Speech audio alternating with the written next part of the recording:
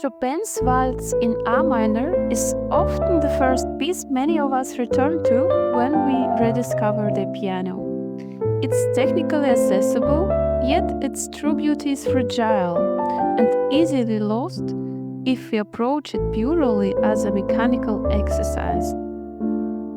When we follow only the surface level notes, the kind of rigid instruction you might get from a mobile learning app, the music remains just a collection of sounds.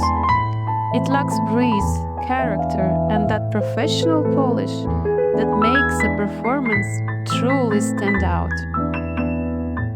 Today, I'm sharing with you 3 essential keys that will transform these notes into a polished performance. These are the principles that will make you sound as a professional pianist, not someone who just learned the piece from an automated tutorial. If you appreciate this level of depth and want to refine your craft, I invite you to subscribe. This channel is for thoughtful pianists who want to understand the why behind the music and play with real intention. And if you find today's lesson valuable, a simple like is the most graceful way to show your appreciation for the expertise I am sharing here. So let's go to work. I invite you to give your full attention as we explore our first essential key. The first key is the structural foundation of the entire piece. Without a refined left hand, this waltz can easily sound like a march, or even worse, just a series of disconnected sounds. The struggle is almost always in the coordination. The leaps often sound too aggressive, and we lose that signature, weightless Chopinese lift. Now I'm going to show you how to organize your physical movements so that your left hand becomes a breathing, sophisticated accompaniment rather than just a mechanical metronome. So the biggest challenge in a Chopin waltz and really in any waltz is the leap in the left hand from the bass notes to chords. So this one. Because the chords fall on the second and third beat, the second beat often flies out or gets an accidental accent.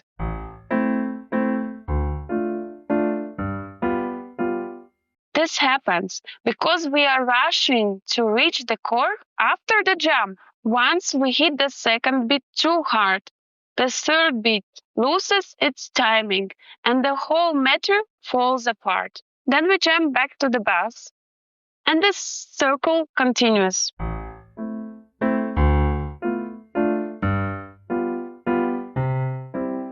The result is that the music never gets that natural swing we are looking for in the waltz.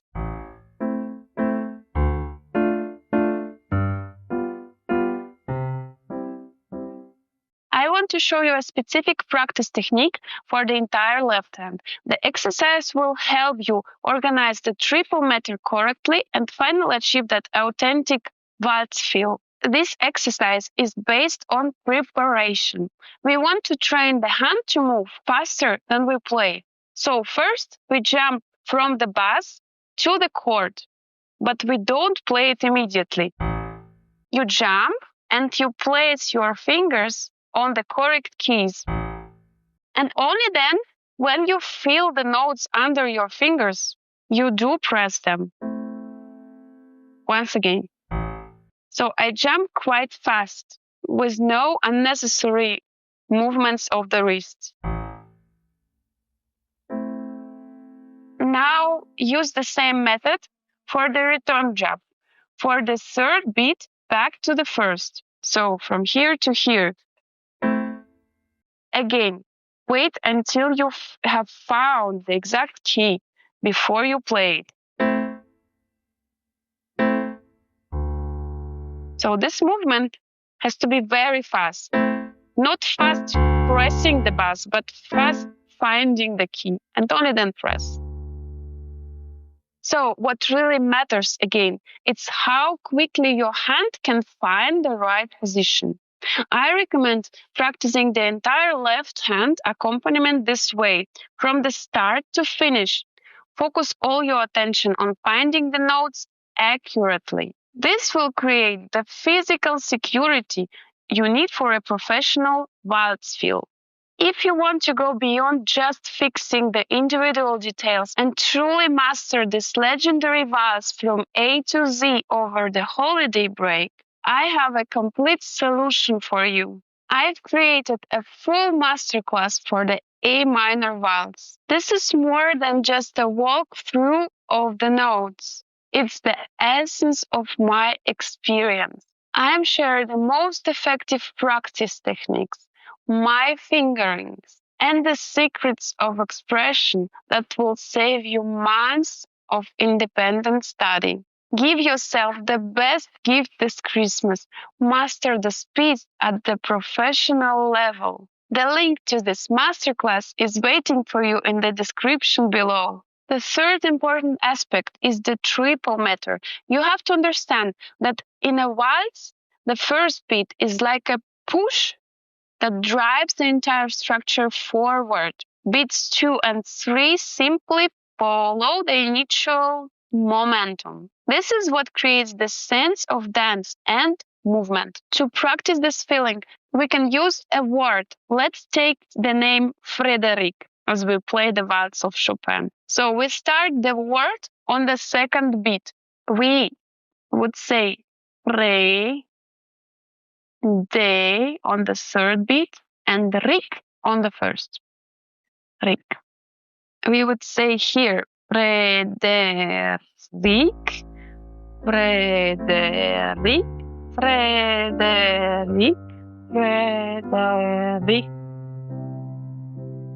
By placing the final part of the word on the first beat, so not Frederic, Frederic, Frederic, but Frederic, Frederic, Frederic, we change our perspective. We stop treating the first beat as a heavy downbeat. So 1, 2, 3, 1, 2, 3. Instead, it becomes a push upward, giving the music a sense of lift rather than weight.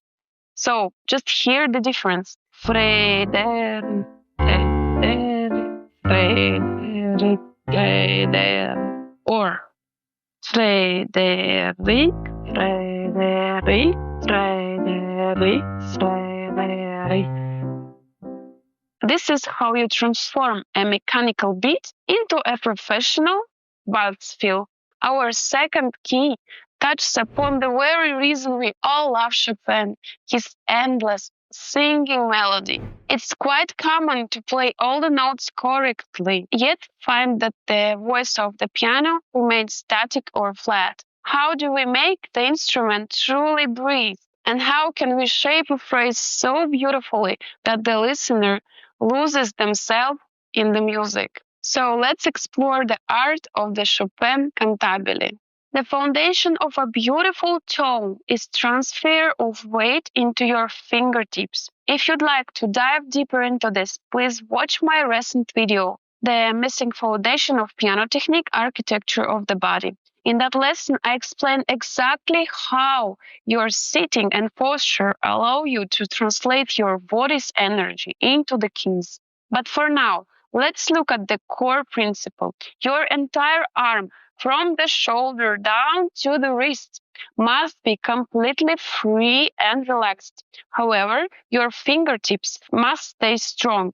So you should have the sensation that the weight is flowing like the water from your shoulder through your arm right into the tip of your finger as it meets the key.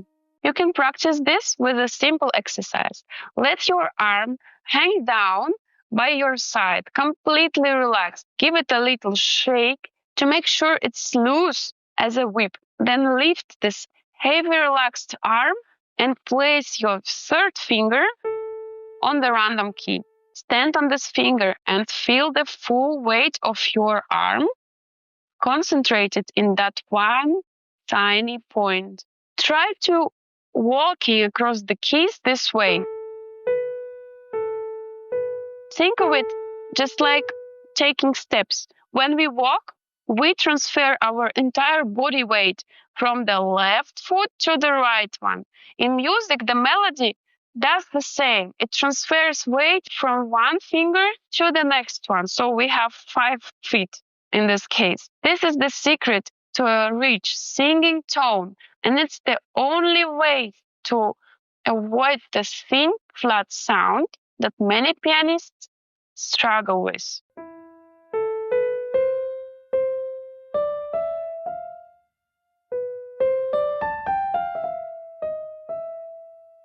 And finally, our third key is about the most technical part of the waltz. This fast run-up is where many people struggle.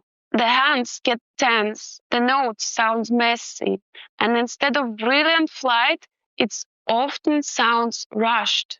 Now I'll show you the strategy to play this passage with ease and clarity, using the right points of support.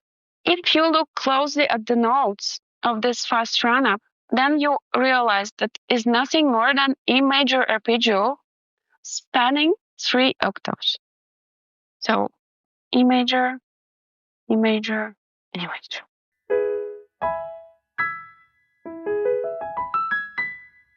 To play this as smoothly as possible, we need to follow the key rule. Never try to physically connect the positions. So many students struggle with arpeggios because they try to cross the thumb under and connect this last note of the position to the first note of the next position. But that creates tension and uneven sound. The professional way is to use fingering 1, 2, 3. So 1, 2, 3, 1, 2, 3, 1, 2, 3.